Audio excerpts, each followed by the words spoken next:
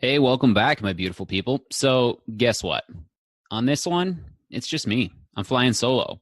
And I'm actually going to be doing that for several episodes coming up, and a few reasons why. One, we've had 20 amazing episodes with some incredible guests that literally span so many different varieties of, the health and wellness space, from psychologists to behavioral psych, nutritionists, just fitness professionals, some really, really helpful and good guests that hopefully you were able to take a lot away from, as well as just those powerful transformational stories. And I think those just gave us all ability to truly connect with someone and hear their story and go, you know what, that's where I am, or that's where I was, or completely get what they're going through.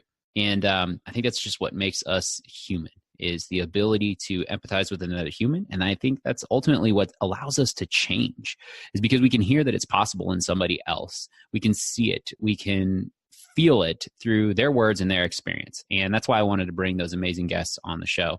So we're at the 20 show mark. This is number 21. And, I've got about 7 years worth of nutrition, fitness primarily, of course, and just overall health frameworks, expertise, advice, tips, and stuff that I'd love to be able to provide. And hopefully I see things in a way that resonates with you and you can take away with some actionable items right away, and truly help you continue on your journey as you take to the next step to transform.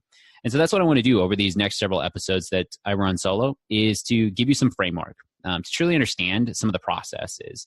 And I know you took away a lot of things from different people that were speaking. And probably the biggest one is every single guest, whether they were an expert authority or delivering an amazing story, talked about the power of awareness. Awareness truly precedes change. Knowledge is the precursor to change. And so as you're going, I just want you to constantly be aware of where you can become aware. What is it that you can take away? What is it that you can apply? Where is it that it may actually affect you and your life if you were to strategically just open your eyes, open your mind a little bit more to what's possible? Because so often we just shut ourselves down unconsciously, and we just have to let a little bit more light in. And when the light comes in, the darkness goes away. And we're going to be talking a lot about fear and talking a lot about sabotage and some of these things that I think often gets missed within the fitness, nutrition, and the health space, and ultimately like really determine whether someone is successful or not. Because tactics are great, right? There's many different ways to lose weight, but ultimately, what does it matter to lose the weight unless it's for a specific event and that's all you care about? A wedding, a contest prep, something along the lines of that. Unless you are just training for that, just losing the weight for that specific event, if it comes back on, was it really done right? And so that's what I want to be able to give you, is some framework on some powerful, powerful pieces and the knowledge and an understanding of maybe where you're at. And then through future episodes after this one, we're going to go into how you can apply a lot of those things, and then roadblocking yourself, so to speak, from some of the sabotaging behaviors or the obstacles that seem to present themselves, or the fact that you have to cook alone and that's hard, or the fact that you have to cook for a family and that's hard, or coworkers that bring food, or a husband that loves to bring home pizza and make you feel good, and yet you're going, you're taking me off track. Well, we're going to address all of those things and more in the upcoming episodes. But today, I just simply want to start off by giving you a deep understanding of the 3 phases of transformation.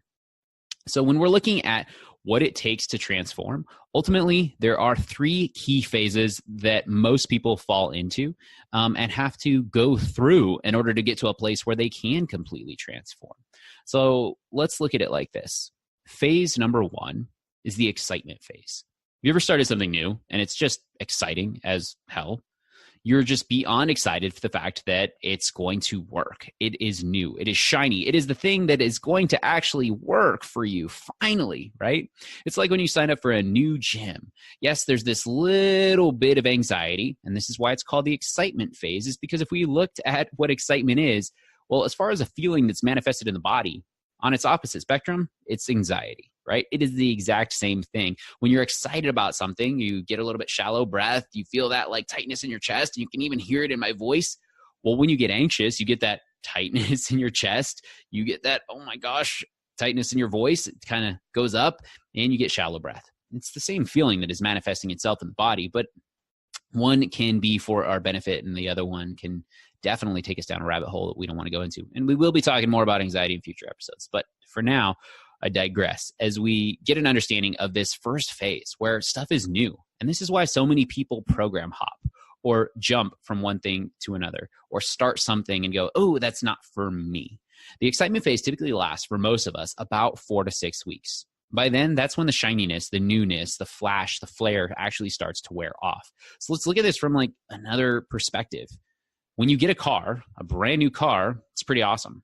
You take it for its first wash, you're keeping it all shiny and clean, but ultimately past that first month, you start to neglect a few little things. You start to unappreciate some of the shininess, the newness that it once had. And it may take longer than the initial 4 to 6 weeks that we're determining here when it comes to fitness, health, and overall nutrition type excitement. But definitely you can completely relate where eventually, you may still care about it. You may still take great care of it, but it's just your car. It's no longer your new shiny car. Now it's just your car, So it's still that thing, but it's lost that effect. And the same thing, can work for pretty much everything in our lives. We get a new job, right? And it's all perfect. This is the one. Nothing is going to come with me that was at the last job that was just miserable. And yet you're the person that's stepping into this next job. So don't forget that.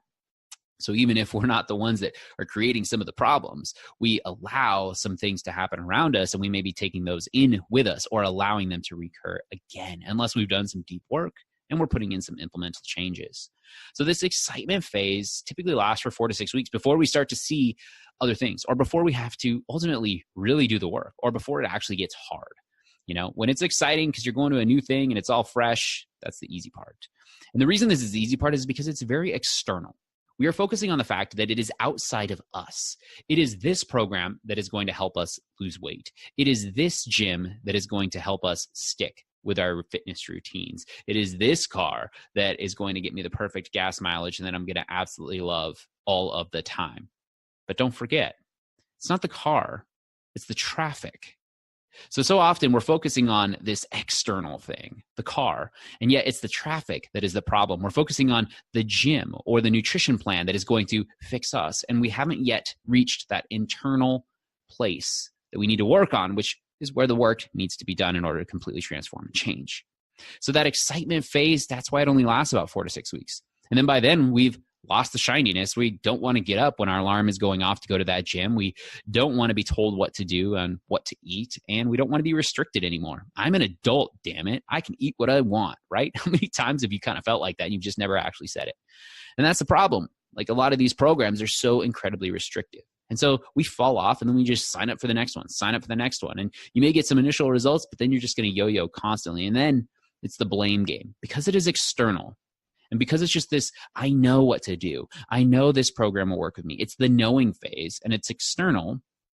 This is where we tend to blame everything outside of us. Well, it didn't work for me because those times didn't work and that teacher wasn't that great at that fitness program. Well, that diet didn't work for me because it was just too complex. And don't forget, how often do we make stuff complex just so that we don't actually have to stick with it? Even if you're saying, I just want someone to tell me exactly what to eat. Think about how complex that actually is. That is external. Somebody to tell me. No accountability internally, no motivation internally, no ownership. We want somebody to tell us until we don't want anybody to tell us what to eat anymore. And it's complex because if you're being told exactly what to eat, you're having to go to the store and buy all of these specific ingredients, and it's probably some stuff that you don't even want to make, and it's probably a little bit more bland than you ever thought, and it's not your normal. It's not what you've programmed your body to do. It's not the drive-through once a week. It's not the pizza. It's not any of these things that give you that autonomy, give you that freedom, that make you feel like an adult, make you feel like you have choices, and ultimately, because of the dopamine and the serotonin release that are going on inside the brain and the body, you feel good when you eat those things. There's a reason, my friends, my ice cream is never going to be out of my life. When I did a complete contest type shred, I still had ice cream twice during that 12 weeks, and that was horrendous. I need my ice cream once a week, my peeps. So hopefully you can completely understand. Don't touch my coffee. Don't touch my ice cream. Don't touch my hot sauce. Thankfully, 2 of those are calorie free, but we can work with anything, right? But if we're told what to do, and have this meal plan, because you have to follow all of these guidelines, it is so complex and we want it to be complex. so that when it is that way and we fail or we give up or we turn it in or we say it's not for us or we actually just say it's too complex, we don't feel bad about it. It's not really a problem to tell somebody, you know what, like I was going to school for this one thing and I just realized like engineering or, mathematics or whatever, biomechanics was just not for me. It was just too complex for me. And that's not how my brain works. I'm a very creative type person.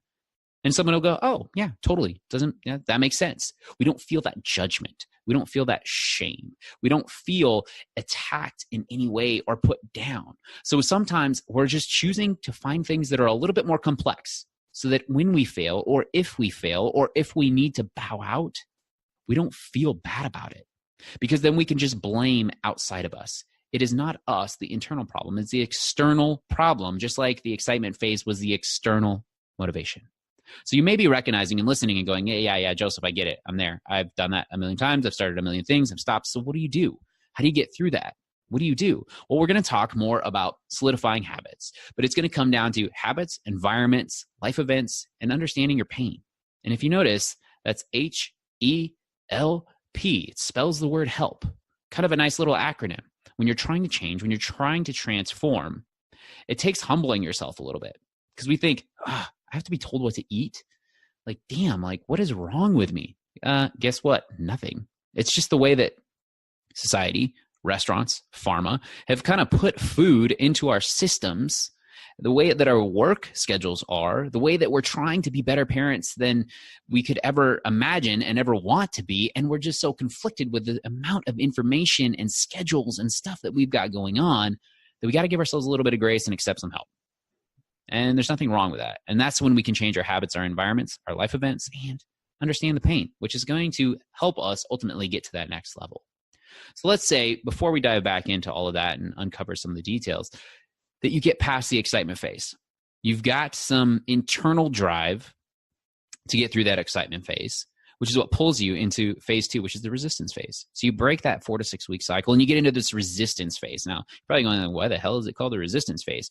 Because it's 6 to 18 months and you're truly in resistance of shedding the identity that you once had to acquire the identity and become the identity that you desire and want to become.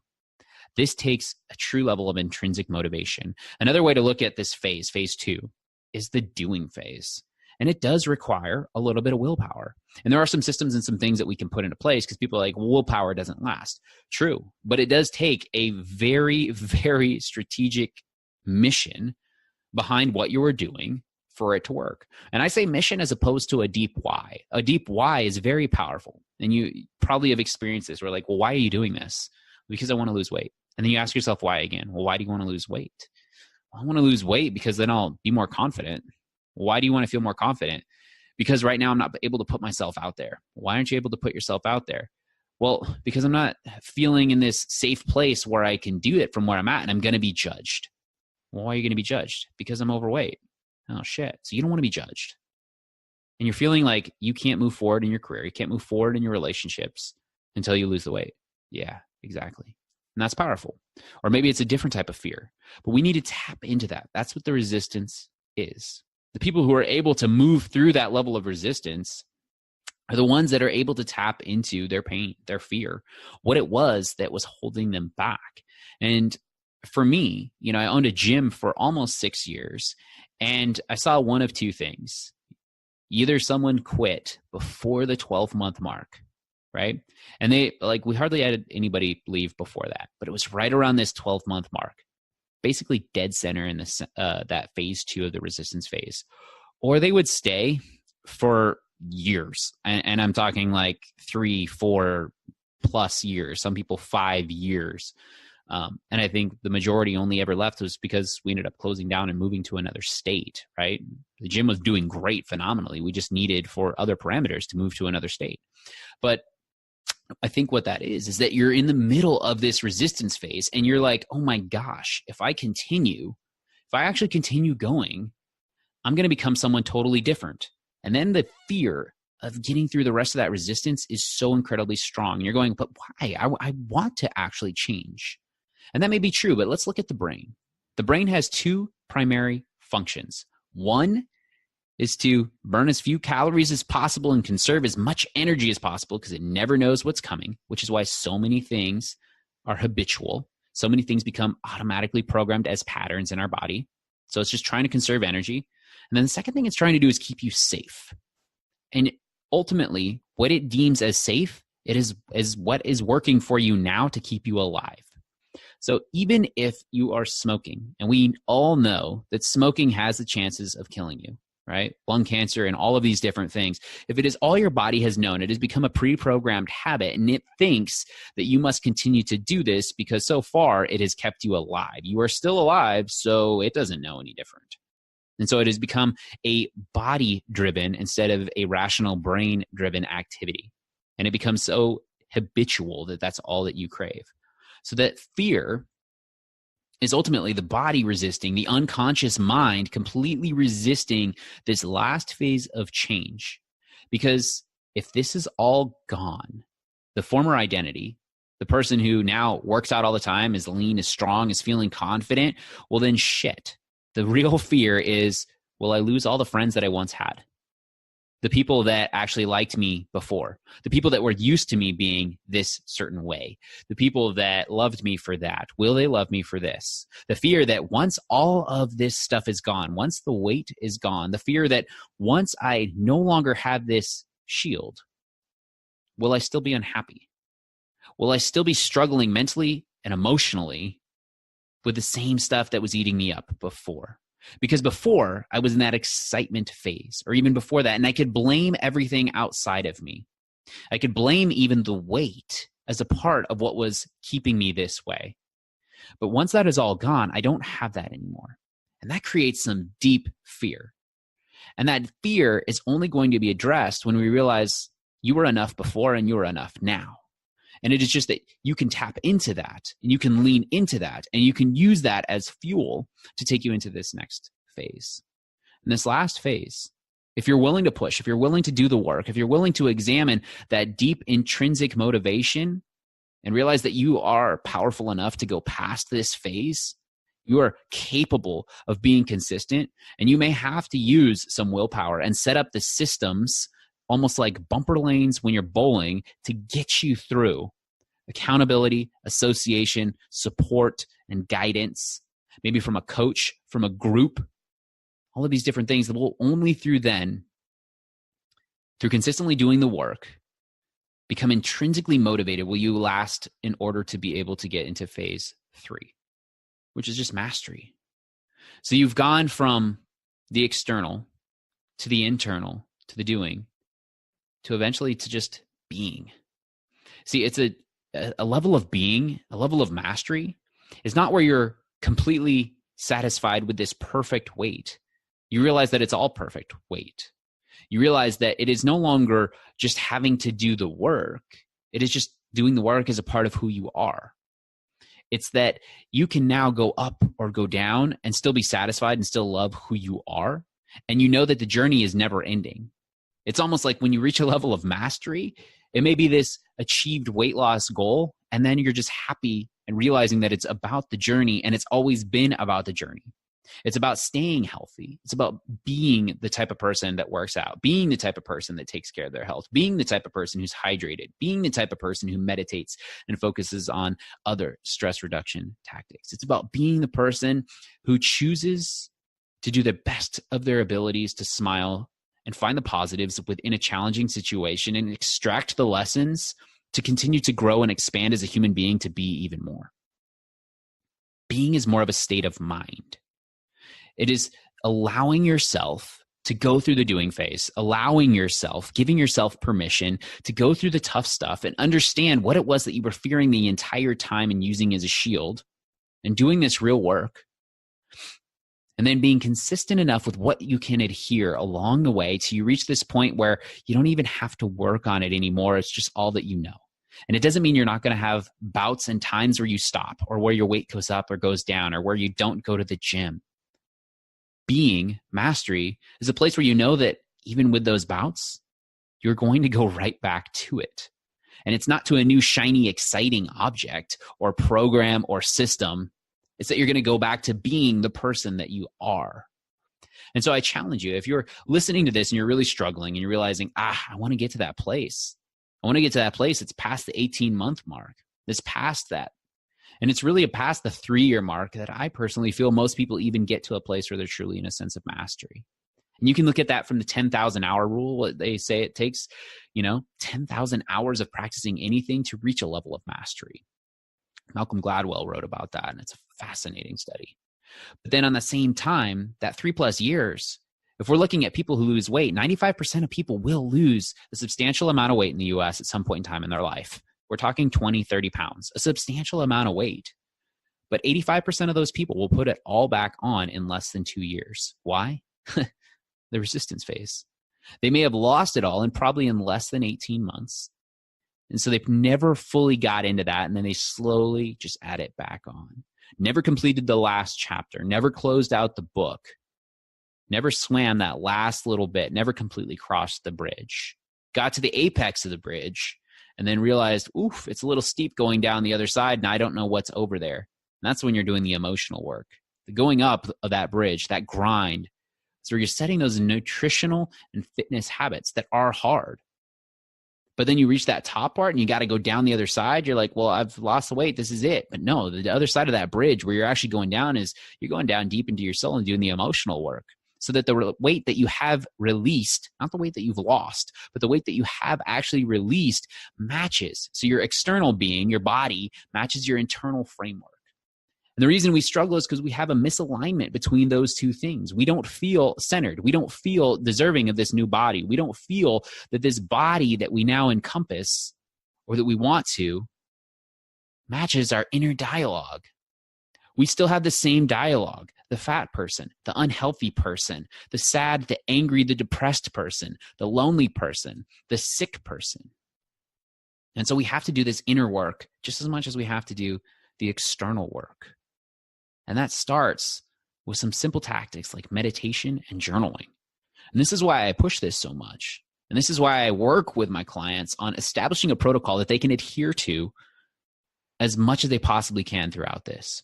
Because if you want to be a part of that 5%, because remember I said 95% of people will lose weight and 85% will put it all back on within only 2 years. The rest, it's going to slowly increase back on a little bit after that 2 years. But there's one other metric that I left out. 35% of people will actually put on more weight than they originally lost in the first place. Talk about yo-yo dieting, metabolic adaptation. I call it the Oprah paradox. She started off at one weight, went up, did a drastic cut, went down back to that original weight, slowly creeped back up. And then this time it was even more than before and repeated that cycle. And hey, she's an amazing, amazing woman. So I'm not discrediting anything. We need Oprah in our lives, my friends. We definitely do. But she struggles with this just as much as anybody else. And there's a deep internal resistance to the weight loss. There's this need to jump onto new exciting programs, things that track calories, things that count points, these are all just a tool to use. And if the inner dialogue doesn't match the external video, we're going to have problems. We're never going to get to where we truly want to be. So it's time to do the inner work just as much as the external work, my friends.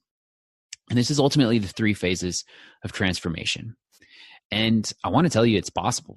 It's beyond possible because I've seen it countless times from the gym that I used to own, seen it countless times from the clients that I've had over the past several years. We've seen it with every single person who has come on and shared their amazing transformational story on the podcast. And so we're going to dive into what it was that they specifically did on each of these people and how that actually plays out. We're going to dive into where you may be doing some sabotaging behaviors, where your inner dialogue doesn't match your external video. We're going to look at all these things and expand upon them. But for now, I want you to just understand and really start to think about, am I just caught in phase 1, just jumping from excitement to excitement, just never really giving myself the ability to settle in and actually reduce the threat enough to stay consistent for more than that 6 weeks? Because maybe the problem is that you're going too much too soon. You're going, I'm going to go 6 days a week and I'm going to work on all this nutrition stuff at the exact same time. Well, of course, you're going to get burnt out within 4 weeks. Decrease the threat. Decrease it all the way down until you are so confident that there's no way that you can't not do it. And it may just be that you have to decrease the threat to the point where you're saying, I'm going to walk out my door, get in my car, get back out of my car and walk back into my house 3 times a week. And once you've done that successfully for 2 weeks, then after that, you're going to get in your car, you're going to drive to that gym that you like, or that gym that you think you like, or that new one, or the one that you don't like, but it's the only one close to your house. And you're going to go inside, and then you're going to get back into your car, and you're going to come back. You're not even going to work out. We have to decrease the threat until we can actually follow through. And if it's something that we can follow through on and we can adhere to, we can be consistent with, we can stick with, then we've got a chance. Then we've let the light in, and now the dark is going to dissipate. But if we just try and turn on all the lights and then our generator goes out, we're screwed. We're back to square one. And we need to eliminate that square one. We need to start from where we're at. And there's nothing wrong with that. Ditch the blame of the excitement phase. Ditch the shame that can happen in the resistance phase. And just accept what is. You see, I started off this conversation talking about how everyone on the podcast comments or talks about how it was awareness that preceded change. Well, awareness is 50% of the equation. If awareness is what precedes the change, appreciation is what completes the change. Let me repeat that again. If awareness is what precedes the change, appreciation is what completes the change. You see, when we become aware of something, then we have the tools. We have the ability to tap into those tools. But it isn't unless we appreciate it that we will stick with it. Because there are so many times where I've seen someone, had a conversation with them, where they have lost a specific amount of weight and they thought like, I only had 10 more to go to reach my goal. Instead of appreciating the fact that they lost that first 40. And what we appreciate, appreciates. What we depreciate, depreciates. And if we were to focus on the fact and celebrate that we had lost 40, we would have this intrinsic motivation, this deep sense of inner peace value, this sense of being a person who loses weight, being a person who is healthy, being a person who is deserving and worthy of that weight loss, that it's going to pull us forward. And the rest is going to continue to be released in the time frame that it is meant to be released. But if we lack the clarity, we lack the ability to actually appreciate all of that, in essence, we're depreciating our hard work. We're not saying we're worth it. We're pushing ourselves back to that place that we once even came from by not appreciating it. So wherever you're at, my friends, I need you to just bring some awareness to it, shine a little light on it and go, poof, I'm in the excitement phase. Wow, I usually make it to the resistance phase and then this is what I'm doing and I need to do some deep work and it's scary. And I don't know that I want to do it. There's nothing wrong with that. And maybe we can put some systems into place so you can still get yourself through it to make these things as much of a habit as it is for you to drive to that point. But ultimately, you like that phrase? I don't know what I was saying there. Ultimately, we need to bring some appreciation back to what it is that we've done for where we're at. Even if you are only listening to this podcast, not working out, not eating healthy, have no idea where to start, you show yourself some appreciation for the fact that you're still listening however many minutes we are into this right now. Because that tells me that you're the type of person that is willing, committed, and determined to make some changes in your life. That is powerful. Appreciate that because that's going to grow internally. That is going to be a driver, and that is going to be a deep mission that is going to help you change. All right, my friends, that's going to conclude today's episode. I'm really looking forward to diving deeper and covering some other subjects along the same line that are going to truly, I feel, help you transform your life. This was the 3 phases of transformation. As always, feel free to reach out to me, joseph@truthoftransformation.com. If you have any questions, you want specific things covered on the show, want to talk about coaching programs or the mentorship program as well, need help with nutrition. And feel free, I have to do that like normal plug, I guess, where you say, go to iTunes and leave me a 5-star review and it'll help spread the show to more people. It feels so silly saying all that stuff. I've been doing it. But man, it feels silly, doesn't it? But ultimately, it works. So if you feel compelled, go for it. Share this show with whoever you know that would need some things from it and get some takeaways. All right, my peeps. As always, Coach Joseph, peace be the journey. All right, my friend, that concludes another great episode. And I wanted to say thank you. Thank you for going on this journey with me, going down this path as you and I continue to explore and uncover the truth of what it takes to completely transform. And now you've got 2 assignments. And the first one is it's really important that you take action on one thing that you heard from today's message. It's important to take the education with a little bit of implementation so that you can yield the results to go from good to great, to go from ordinary to extraordinary, to go from your everyday norm to a place where you can completely transform. And the second thing that I need you to do is share this message, because there's a friend, a coworker, a loved one out there that needs to hear a piece of this. And it's what they are waiting for to help them radically shift the way that they've been living life and start to explore their true potential, for them to get unstuck.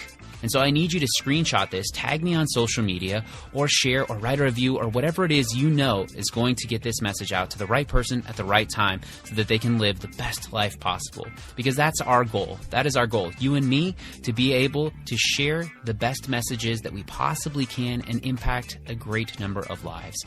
So as always, I appreciate you. Coach Joseph Hawthorne, Truth of Transformation. Peace be the journey.